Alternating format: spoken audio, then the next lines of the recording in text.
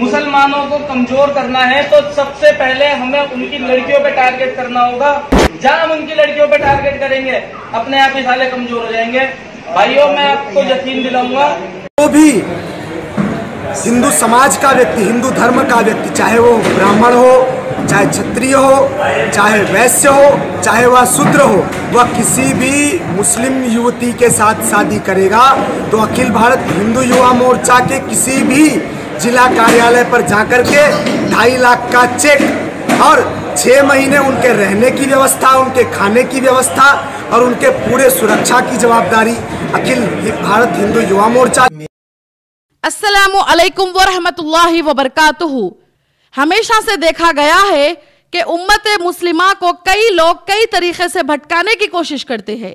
कुछ लोगों ने मौसीकी म्यूजिक का इस्तेमाल किया, कुछ लोगों ने टेलीविजन चैनल्स, सीरियल्स और फिल्मों का इस्तेमाल किया है। आजकल एक नई मुहिम चल रही है जो भगवा लव ट्रैप की शक्ल में हम देख रहे हैं, जिसमें यह बताया जा रहा है मुस्लिम लड़कियां, मुस्लिम खवातीन को शादी की जाल में फंसाकर उनकी जिंदगी तबाह और बर्बाद करना। और अफसोस के साथ ये देखा जाता है हमारी मुस्लिम बहनें इस जाल में फंस रही है। अगर हम देखेंगे तो उसके कई सारे वजूहात निकलते हैं। मुसलमान लड़कियां गैर मुसलमान लड़कों से शादी करने के क्या वजूहात है, इंशाअल्लाह हम इन वजूहात को जानने की कोशिश करते हैं। सबसे पहले लाइल्मी, दूसरा टीवी सीरियल्स फिल्मों का नतीजा, तीसरा कॉरपोरेट कंपनीज में काम करने का नतीजा, चौथा को एजुकेशन सिस्टम, पांचवा जहेज। लाइल्मी, दीन से दूरी। अगर आजकल के लड़कियों को जरा भी दीन इस्लाम का इल्म होता, कभी कुरान को माने के साथ पढ़ते, कभी नबी अकरम सल्लल्लाहु अलैहि वसल्लम की तालीमात को जानने की कोशिश करते, तो आज वो भगवा लव ट्रैप की जाल में ना फंसते। अगर मुस्लिम लड़कियां कुरान मजीद तर्जुमे के साथ पढ़ते तो उन्हें अल्लाह के इस पैगाम के बारे में, उन्हें अल्लाह के इस मैसेज के बारे में, अल्लाह के इस हुक्म के बारे में मालूम होता जो अल्लाह रब्बुल आलमीन ने सूरह बकरा सूरह नंबर 2 की आयत नंबर 221 में वाज़ेह तौर पर बताया है। तुम मुशरिक औरतों से निकाह ना करो यहां तक कि वो ईमान ले आए। अलबत्ता एक ईमान वाली लौंडी मुशरिक औरत से बेहतर है, अगरचा वो तुम्हें भली ही लगे।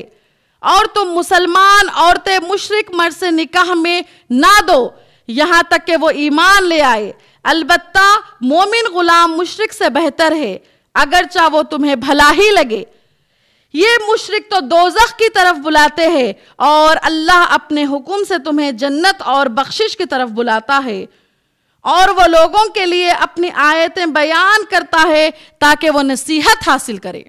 अल्लाह रब्बुल आलमीन इस आयत में वाज़ेह तौर पर यह हुक्म देते हैं मुस्लिम मर्द और मुस्लिम औरत मुशरिक मर्द और औरत से शादी हरगिज नहीं कर सकती जब तक कि वो ईमान ना लाए।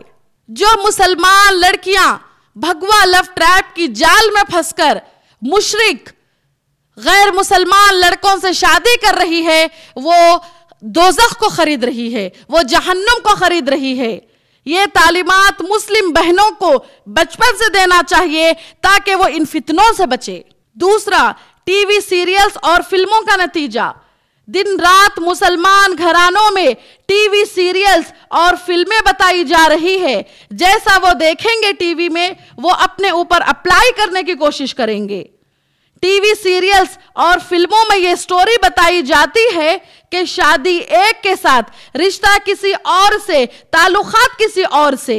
जो देखेंगे वो अपने जहनों में, अपने दिल में वही फीड करेंगे जिसका नतीजा आज हम देख रहे हैं। टीवी सीरियल्स में, फिल्मों में यह बताया जाता है एक मुसलमान लड़की के साथ नॉन मुस्लिम लड़का शादी करता है, जो आज हम भगवा लव ट्रैप की शक्ल में देख रहे हैं। तीसरा, कॉरपोरेट कंपनीज में जॉब करने का नतीजा। कॉरपोरेट कंपनीज में जो माहौल होता है, एक दूसरे से मिलजुल कर रहना और रातों में नाइट शिफ्ट करना, ये सब सबब बनते हैं दीन से दूरी के। मुसलमान लड़कियों को यह भी पता नहीं चल रहा कि सही क्या है और गलत क्या है।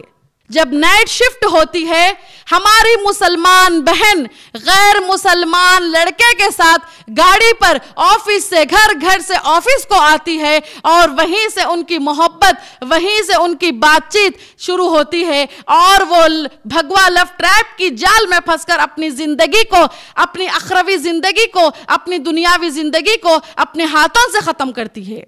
चौथा, को एजुकेशन सिस्टम, जिसमें लड़के और लड़कियां साथ में बैठकर तालीम हासिल करते हैं।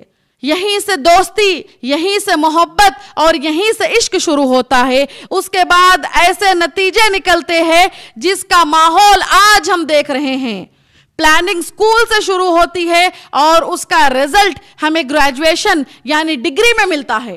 पांचवा, जहेज। जहेज भी एक अहम वजह है आजकल के माहौल की, क्योंकि मुस्लिम लड़कियां देख रही है मुस्लिम लड़कों की जानिब से लड़कों का जहेज पूछना और गैर मुसलमान बिना जहेज के शादी कर लेना चाह रहे और वो ऑफर कर रहे मुस्लिम लड़कियों को कि हम बिना जहेज के तुमसे शादी करते हैं। लिहाजा गैर मुसलमान लड़कों से मुसलमान लड़कियां शादी कर रही है। लानत है उन मुसलमान घरानों पर, लानत है उन मुसलमान खानदानों पर जो जहेज की मांग करते हैं, जो हराम है, जिसकी बिना पर आज हमारी बहनें गैर मुस्लिम से शादी कर रही है। यह भी बहुत अहम वजह है। वालिदैन की तरबियत। सबसे पहले वालिदैन अगर लाइल्म ना होते, दीन से दूर ना होते, कुरान और सही अहदीस का इल्म होता, अल्लाह ताला से मोहब्बत होती, अल्लाह ताला का डर होता, कुरान और हदीस के अहकामात मालूम होते, जन्नत की ख्वाहिश होती, जहन्नुम और खब्र के अजाब के बारे में इल्म होता, तो शायद वो भी अमल करते और अपनी औलाद की तरबियत शरई तरीके से करते, जिसकी बिना पर आज मुआशिरा, आज का माहौल ऐसा बिगड़ा हुआ ना होता। काश वालिदैन इस बात को समझते। अगर वालिदैन तरबियत याफ्ता होते और दीन का जरा भी इल्म होता तो वो भी अपने बच्चों को शरई इल्म के दायरे में तरबियत करते। जब उन्हें ही इल्म ना हो तो वो अपने बच्चों की तरबियत कैसे करेंगे। अब भी वक्त है खवातीन इल्म के मैदान में आगे आए और बिगड़ते हुए माहौल की हिफाजत करे, अपने बच्चों पर कड़ी नजर रखे। कॉलेज, स्कूल, यूनिवर्सिटी में जाइए और मालूम करने की कोशिश कीजिए आपकी बच्ची किसके साथ बात करती है, किसके साथ उठती है, किसके साथ खाती है, किसके साथ फिरती है। ये वालिदैन की जिम्मेदारी है कि अपने बच्चों की हिफाजत करे, अपने बच्चों पर कड़ी नजर रखे। और एक फितना जो मोबाइल फोन की शक्ल में हम आज देख रहे हैं, मुसलमान लड़कियों को मोबाइल फोन जैसे फितने से बचाइए, अपने बच्चियों को हिफाजत कीजिए। इमरजेंसी और जरूरत के लिए मोबाइल फोन देते हैं तो रूल्स और कंडीशन के तहत दीजिए। हर दिन अपने लड़कियों के फोन चेक कीजिए, किससे बात करती है, किससे चैटिंग करती है। हर चीज का इल्म वालिदैन को रहना चाहिए। और जब वालिदैन लड़कियों को फोन देते हैं तो लड़कियों को चाहिए कि वो मोबाइल फोन का मिसयूज ना करे, वो अपने वालिदैन का भरोसा ना तोड़े, क्योंकि मोबाइल फोन की वजह से ही माहौल मुआशिरा बिगड़ रहा है। यह भी एक अहम वजह है मोबाइल फोन का फितना। पहले के दौर में आवारागर्दी करने के लिए रोड पर निकलना पड़ता था, अब मोबाइल हाथ में होने से हर कोई घर में बैठकर सोशल मीडिया पर ही आवारागर्दी कर रहा है। उसको बाहर निकलने की जरूरत ही नहीं है। बाहर निकलने से जो आवारागर्दी होती थी, आजकल मोबाइल और सोशल मीडिया से उससे कई गुना ज्यादा आवारागर्दी हो रही है। अगर इन सब चीजों पर अमल करेंगे तो इंशाअल्लाह 99% ये मसला सुधर सकता है। सामने वाला कितना भी षड्यंत्र रचो, सामने वाला कितना भी प्लानिंग्स करे, सामने वाला कितना भी जाल बिछाए, अगर हम इन 5 चीजों पर अमल करेंगे तो भगवा लव ट्रैप की जाल से बच सकते हैं। 99% हम इंशाअल्लाह भगवा लव ट्रैप की जाल से बच सकते हैं। आखिर में मेरी दर्दमंदाना अपील है उन वालिदैन से, उन भाइयों से, उन मासूम लड़कियों से, उन मासूम बहनों से जो अपनी जिंदगी भगवा लव ट्रैप की जाल में फंसकर बर्बाद कर रही है। उन वालिदैन से मेरी ये अपील है कि इल्म के मैदान में आगे आए, कुरान मजीद को तर्जुमे के साथ पढ़े, नबी अकरम सल्लल्लाहु अलैहि वसल्लम के तालीमात को अपने घरों में आम करे, जिसकी वजह से आज हमारी मासूम बच्चियां भगवा लव ट्रैप की जाल से इंशाअल्लाह बच सकती है। मोबाइल फोन भी एक रीजन है। अपने बच्चियों को छोटा पुराना बटन का फोन दीजिए और बार बार चेक कीजिए। आज हमारी मुसलमान मासूम लड़कियां भगवा लव ट्रैप की जाल से बच सकती हैं। जज़ाकल्लाहु खैर। अस्सलामु अलैकुम व रहमतुल्लाहि व बरकातुहू।